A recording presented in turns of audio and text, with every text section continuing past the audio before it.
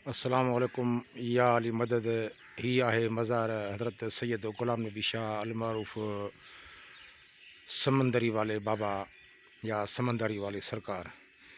ही इन जी तारीख़ तमामु पुराणी आहे। हिननि जो हसब नसब हज़रत या रसूल सल्लल्लाहु अलैहि वसल्लम सां मिले थो।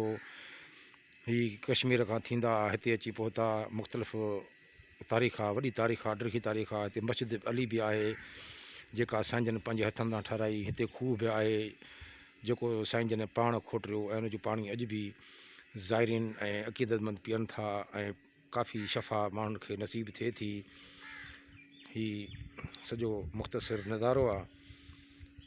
हिते हर साल मेलो लॻंदो आहे। नज़र नियाज़ जो बहितरीनु इंतिज़ाम आहे, आराइश जो बहितरीनु इंतिज़ाम आहे, साफ़ सुथराई, संगमरमर जूं सरूं, VIP सिस्टम आहे। अॼु असीं हिते पहिरियों दफ़ो आया आहियूं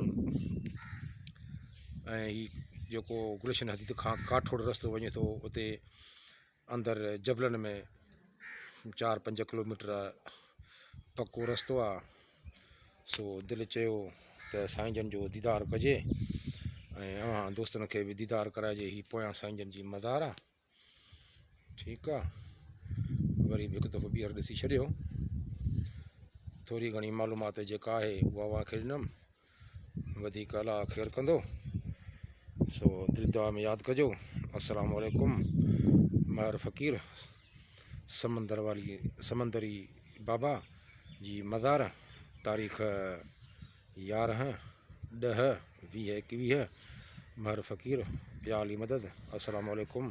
ख़ुदा हाफ़िज़।